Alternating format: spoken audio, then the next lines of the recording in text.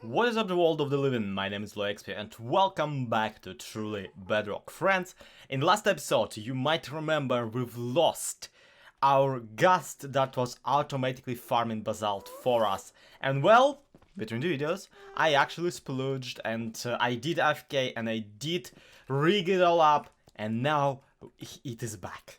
We have a ghast, a new one, currently bombarding the basalt farm that we created.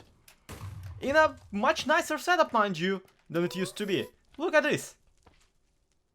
Come on, demonstrate it. Dude. There we go. In a much nicer setup than it used to be, and with a lot more useful firepower, it seems, at the very least. And yes, just like so many of you suggested, I am naming this ghast Marshmallow. So allow me to quickly yoink. And yeah, if you haven't figured it out yet, the main reason I'm naming all of my ghasts Gram at first is one, because that's already the name tags I have, and two, because when you just code a ghast, it is really hard to figure out where the ghast's hitbox ends. And when they're upside down, at the very least the bottom part of them is really easy to figure out and spot. This guy, however, is basically in his forever spot from now on, and I couldn't be happier. But what if I told you that this farm right here is actually not in its final form? What if I told you that we could make it even better, thanks to one particular subscriber who bothered me on Twitter about it? So, let's quickly drop down from here. Drop down quite ways away, mind you, down into my nether hub tunnel. And let's go and attempt to get ourselves a skeleton. Hey gang! Yeah, hi. Mind kind of following me for, you know, only 700 blocks.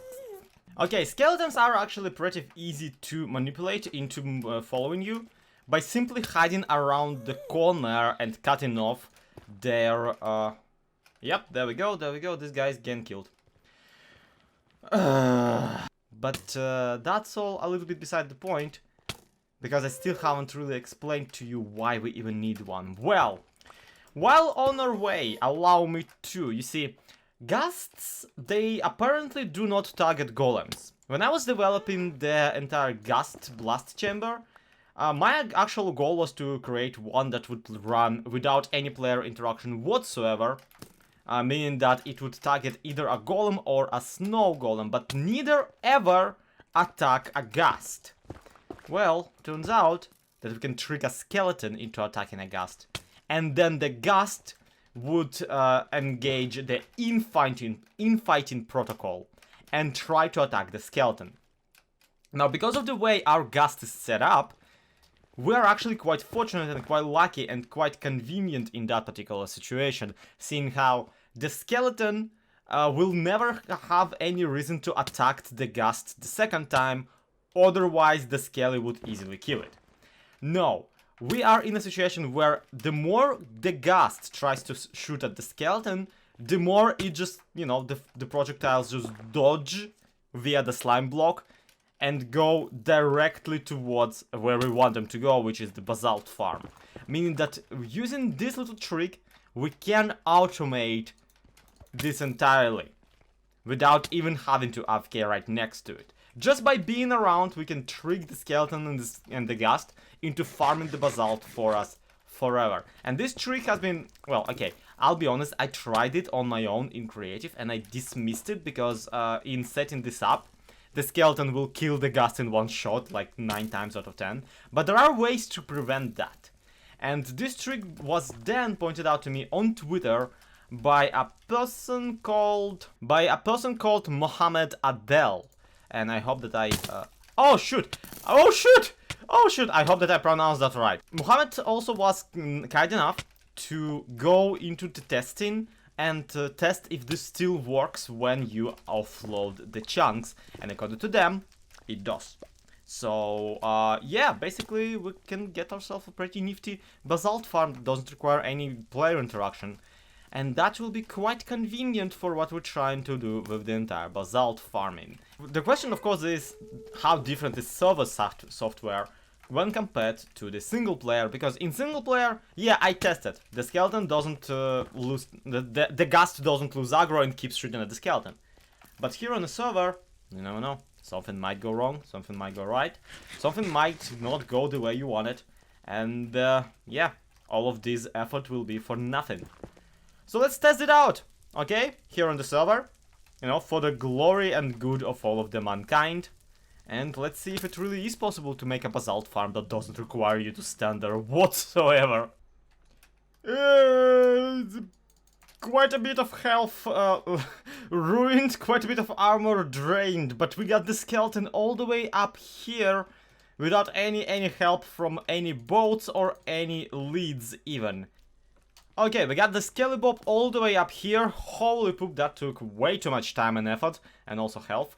And we got the ghast all around here, and you can already tell about one issue that I kind of noticed, kind of didn't notice when I originally made this entire contraption, and that is that the ghast is... Ow, my face! Yeah, the ghast was tuned around away from me. And I was under the impression that that meant that minecarts, just like boats, have just a little bit of that directionality to them, meaning that, amongst other things, at one particular angle, a ghast just straight up can't target you. That seems to be still the case, or at the very least, the ghast seems to be way too distracted by something in that general direction. And that issue too should, logically speaking, be fixed by simply putting the Skeleton up here instead of me. Think about it, if the ghast is permanently and non-stop targeting the Skeleton, he will never turn either way around. Okay, this is gonna be it. This is gonna be the... Yep! Came over here. Still shooting me. Yeah, still trying. Still going for it. But unfortunately for him, there we go. Locked and loaded. Now we just need to nudge him a little bit into the corner. Okay, or not. I guess we had a little pathway down here still open. Okay, I think I got him locked in. And it's just a matter of tricking the darn system into shooting me, but not shooting me because he'll be shooting a ghast instead. Yeah, that's the level of big brain that we're currently operating on. At the same time, oh nope, that was a mistake. That was a mistake. At the same time, we need to somehow convince the ghast to not take me out in the process, but to shoot at the skeleton. Ah, it's a brain twister. It's a brain twister for sure. But I do believe we can figure this one out if we just try well enough. And see, this is what I'm talking about. I'm pretty sure the ghast is currently thinking that it cannot get to me, no matter how hard it tries. Point being, let me see. We got the slime block currently obscuring the skelly from shooting in that direction. There we go, slime block is in place. All of the redstone seems to be also in place, so if the ghast shoots there, the thing will be, you know, annihilated. The thing will redirect the blast. Meaning that all we gotta do is we gotta go all the way down there, get targeted by this Skeleton, but at the same time, get not targeted by that Skeleton enough. Basically tricking the Skeleton into shooting the ghast. One swift dodge is all it takes, but at the same time, the ghast might take that opportunity to also shoot me. So, yeah.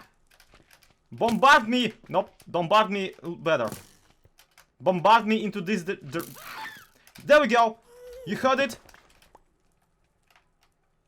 Okay, are you not angry at him? Can you not aim? What is the issue in this particular situation? Okay, relogging seems to have fixed the ghast at the very least, because before I relogged, this fella, yeah, Marshmallow was just ignoring me, or a skeleton, or anything else. So now our goal is to just get him shot. and hope that it doesn't get shot too hard. So, Skelebob, please, please, please. There we go. And... oh my god, this works! We sorted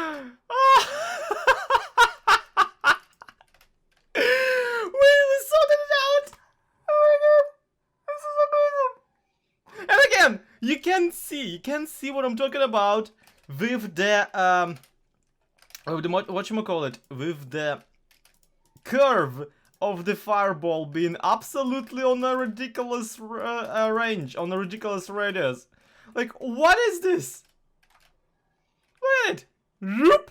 It just visually it tunes entirely before reaching this the slime block. It legit looks like the fireball just changed its flippin' mind.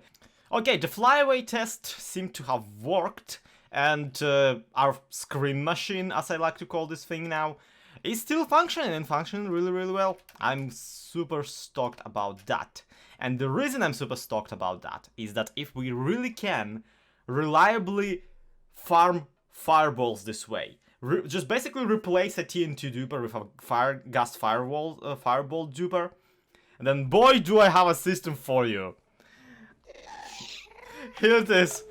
Look at it and cry because of how stupid it is. Because here we have two ghasts who were tricked into shooting at those skeletons, while their fireballs are being redirected over here, where I'm planning on putting the output of a tree farm. Check this out. Imagine you have yourself, you know, just a hopper net, and on top of the hopper net you have yourself a tree. Yep, this is the best facsimile of a tree that I can come up with on such a short notice. 1, 2, 3, 4, 5, 6. That's I'm pretty sure, but pretty much like how tall you can get these before they are, you know, before they start growing way too big and way too cumbersome to move. So, you got yourself 6 to 8 of a tree trunk, and you want to do something with it, and you push it with a piston on top of the hoppers. Now, if you will try to blow it up from top down by simply placing a ghast redirector on top of it, then unfortunately all of the blocks you will get will sit on top of the stupid thing and then get blown up by a blast from the fireball, as opposed to, you know, go into the hopper where we actually want them. But imagine, if you will, that we have 1, 2, 3, 4, 5, 6, and we're blasting them from bottom down.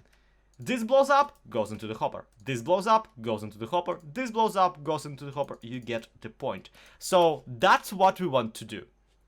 We know that we can grow the trees. We know that we can piston tape them into submission.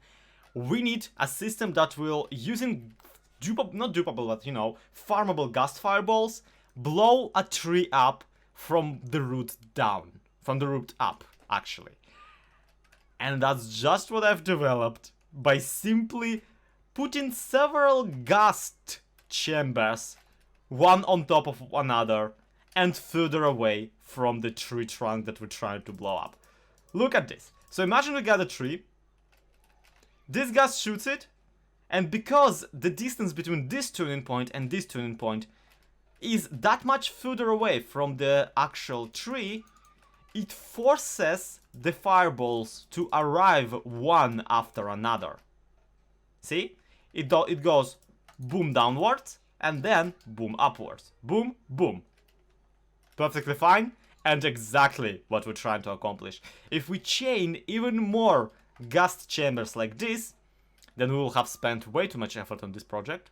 But also, then we would have a potential blast chamber that will be super compatible with tree trunk piston tapes. And that's really what I'm trying to get this entire time. Well then, basically half a day of pure work later, but I got more or less like all of this planned out. We got 3 ghast chambers and 3 skeletons already trapped and renamed in every single position. Already prepped, already ready to be done and released, and like everything else. We'll see how that goes.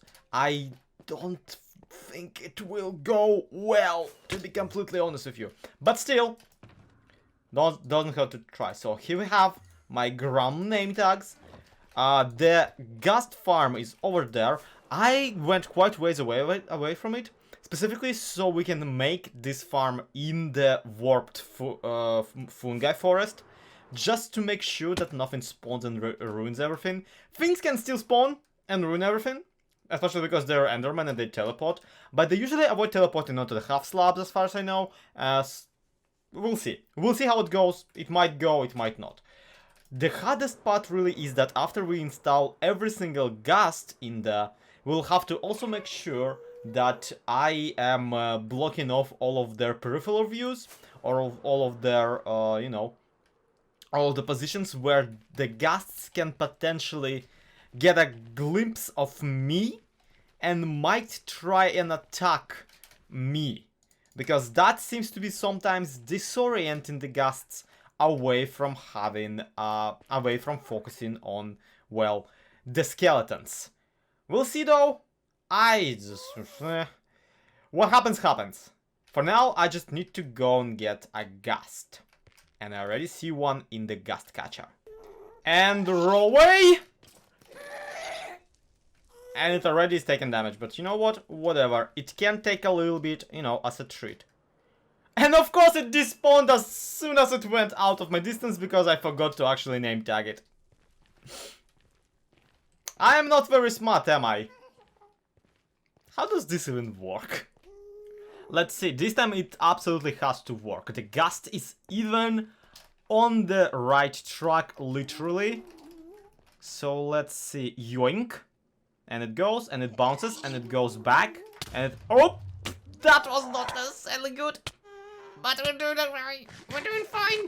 We're doing fine. Look at how fine we're doing. Really though, we are doing pretty great, and this is actually very good.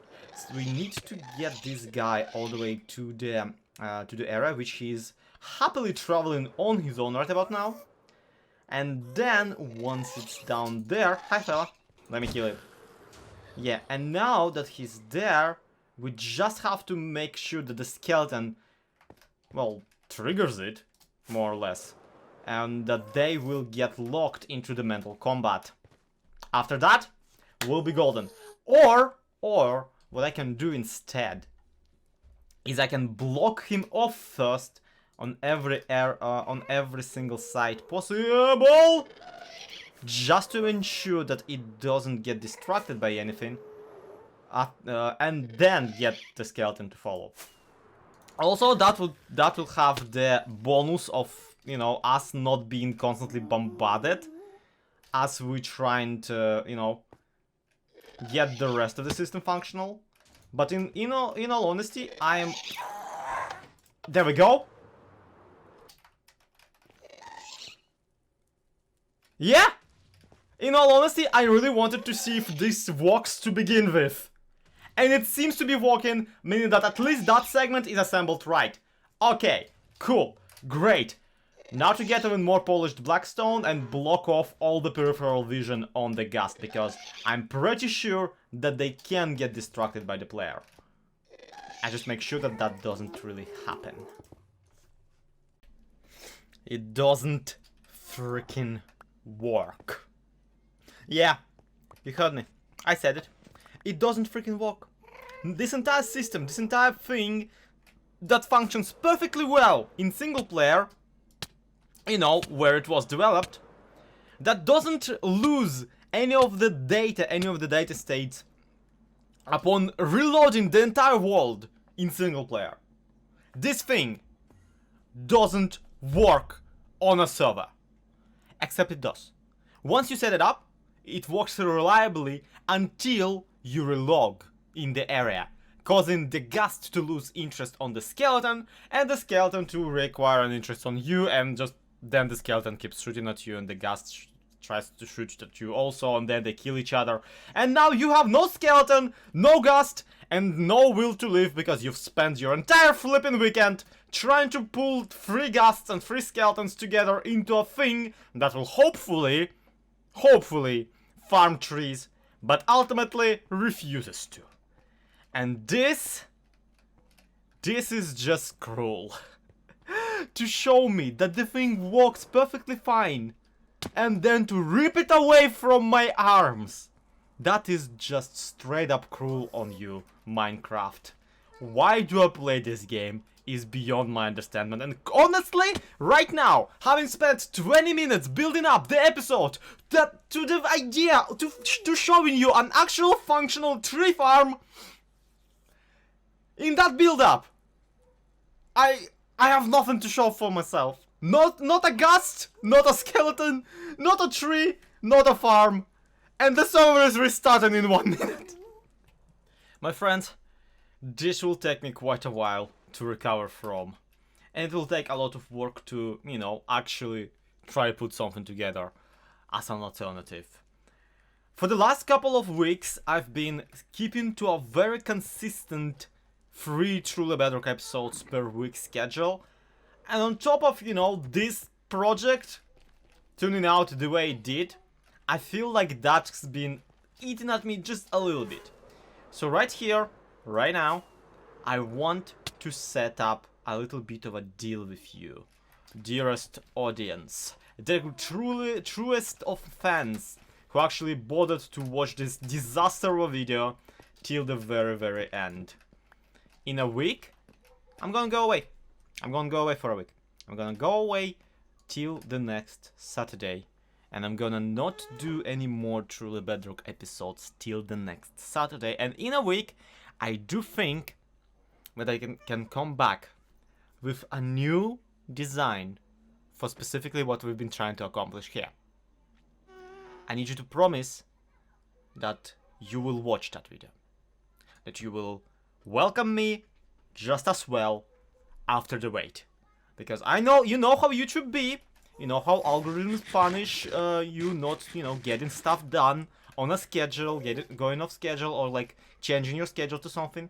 Any amount of that kind of change, it always is horrifying for a YouTuber because, you know, algorithm just decides that your channel is dead if you haven't uploaded in 2 days. But either way, I need you to promise that, and I need you to promise it to me. And in a week, we'll see each other. And I will have something, some sort of a thing to show you. Please do keep track of my progress over on twitch.tv/zloyxp. So, that's gonna be it for today. I'm very upset. I don't know if you can tell, because usually my on-screen persona is all like more played up. But right now I'm very upset, and I'm tired, and I want to do something else but wrangle ghasts and skeletons to shoot into one another. So that's gonna be it for today's episode. Thank you everybody so much for watching. This has been zloyxp. This has been Truly Bedrock. To be continued. I will see you in a week.